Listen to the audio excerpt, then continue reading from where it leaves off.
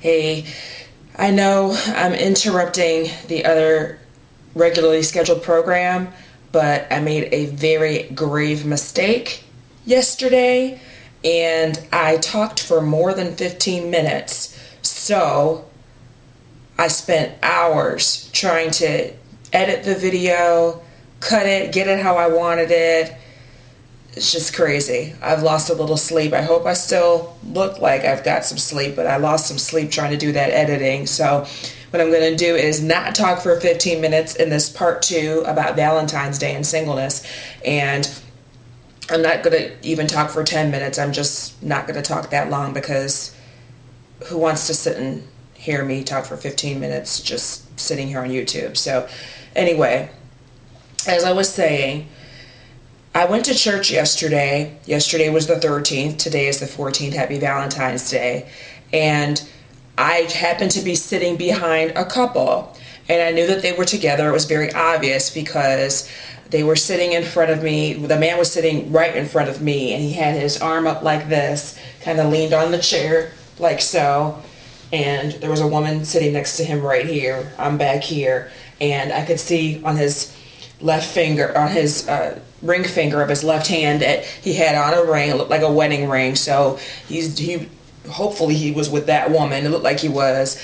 And they were booed up right in church. And that made me think about how there are times where we see people, even when we're not really trying to pay attention to them, but we're just out and about, or maybe when we're flipping channels or watching certain shows, reading certain materials, talking with other people. And for those of us that are single, we might feel a little twinge every now and then of discontentment, thinking to yourself, I wish I had that. I wish I had somebody. I wish I could lean up on somebody in church, or snuggle up with somebody in the bed, or snuggle up with somebody on the couch at home and just play footsies with and stuff like that. I wish I had somebody like that, but I don't. I'm cool. I'm all right. I believe that one day it'll happen, and I'm not going to worry about it right now. But sometimes discontent can creep up. Sometimes some of the media and the things we expose ourselves to, some of the people we expose ourselves to, can foster that.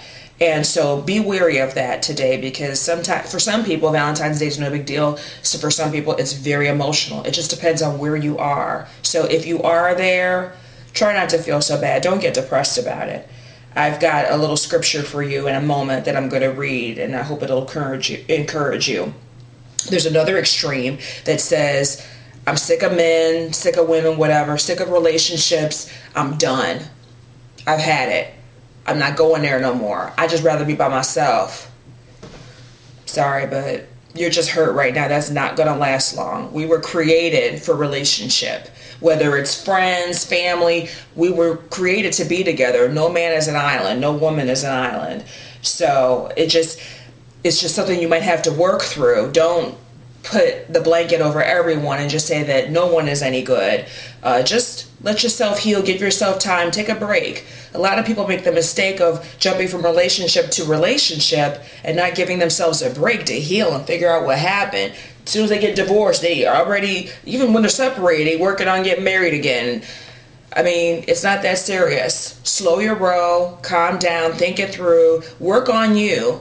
Be single, but be whole, and work on you, and you'll heal, you'll get better, and you'll be a better partner for somebody someday. The right one will come along.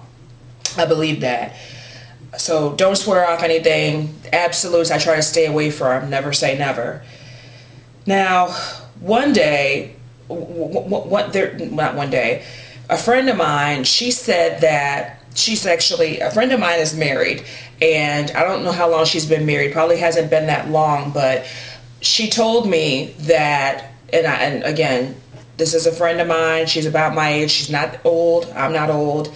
She just volunteered this information to me. She just said, Doree, people come up to me all the time and they think I'm having relations. They think I'm getting it in, blah, blah, blah. But I'm not. I ain't got nothing. And I'm laughing because she didn't sound too happy about it, but she was just so open about it. And it just goes to show you that when you look around and you see people, you might be tempted to feel discontent about not being in a relationship, not being booed up, or not having a partner. Just think about the fact of all the people that are married or that do have a significant other and they're like really unhappy. Either they're not sexually satisfied, or they're emotionally withdrawn, or they're unfulfilled in that relationship. Just because you're with somebody doesn't mean it's all good today. I mean, tomorrow will be February 15th, then the 16th and the 17th, and whatever it is what it is. If it's good on the 14th, then presumably it was good before that and it'll be good after. But if things haven't been going right all December and January, they're not just going to turn around just because it's Valentine's Day. So keep that in mind. It's not everything to be with somebody. If you're with the wrong one, you'll know what I'm talking about. I would like to be with somebody eventually. It's not that I'm opposed to being with someone. It's just that I just know where I am right now and I'm good. I'm in a good space and I'm a single mom. I'm a young woman. I can't just have anybody rolling up in my house. I can't just have my daughter seeing me with anybody. And I'm talking about with my clothes on, interacting, because children are very perceptive. My daughter is 7, and even from the time that she was 2 and 3 and 4, she was very perceptive. And she can see things and read things and understand things that I may not think that she can. So if something ain't right, if something's not solid, I'm not bringing it around my child.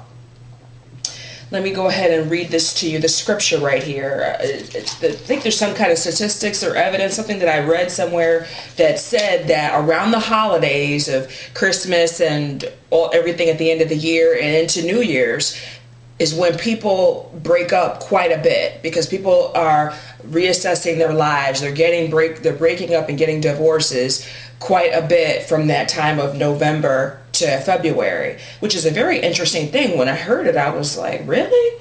So there's a lot of people right now that are feeling kind of brokenhearted. They may not be in a happy relationship, and this word is for you. It is from Psalm chapter 34 and verse 18.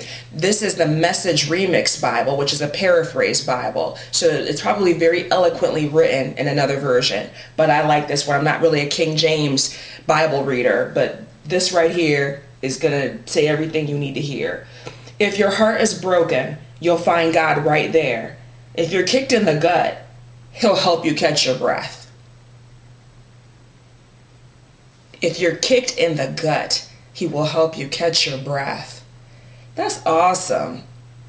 The Lord is going to be right there for you. When all those other people walk away from you, when they're not treating you right, when they're trying to put you down, when they're not loving you the way that they should, the Lord's going to be right there. He sees it all. He knows it all. He's not like us. He's not a man that he should lie. He is our sovereign Lord. And I'm so thankful that he's there for us in our good times and our bad when we're brokenhearted. I remember myself, I was brokenhearted last February. It was just a couple of days before Valentine's Day last year, probably like a February 11th or 12th.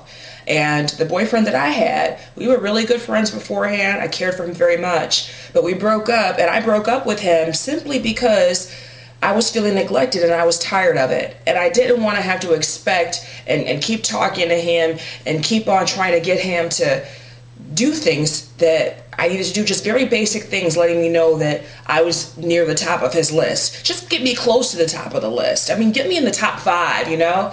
I was feeling neglected, and so I let him go. And would I have done it again? Yes, even though it's Valentine's Day, because if it's right, it's right. If it's wrong, it's wrong. My last thing, strongholds. A stronghold, to me, is anything that's got a hold on you that can be raised up in a spot that God is supposed to be in. So anyone that you put on a pedestal, you think of this person or this thing, and you say, there's no one above this. This is something that I can't live without. I can't do without this thing or this person. I just can't live without them. If they left me, I would die.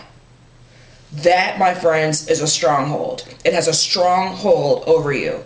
And Satan uses strongholds to psychologically mess us up and get us dependent on someone in the place that God should be. Because God is the only person that's not going to fail you. He's the only person that's not going to break your heart, that's not going to turn his back on you, that's not going to disappoint you. Everyone else down here, we're fallible. We're going to make mistakes whether we intend to or not. So raising up a person or a thing in God's place is a stronghold. And the tricky thing, the sneaky thing is, we don't often realize that something is a stronghold until it has already become one. So now you're already stuck. You're already self-deceived. It's already taken root. It's taken a hold of you. This could be people-pleasing, approval addiction, or it could be someone that makes you really mad, offends you, pushes your buttons, and really gets to you. They know how to get you mad. It just never fails. You get around this person and it's like they're toxic. They just infect you and your mood is totally shot after you leave them. So the stronghold can be someone you're very enamored with or someone that just makes you sick. You just can't stand them. Either way, it needs to be dealt with, whichever one it is. So with that, I'm just going to close and we're going to move back to the other video, the end of the original video. I just want to say happy Valentine's Day to everyone. Take care, and I'll have a new video for you again soon. I've got a lot to talk about.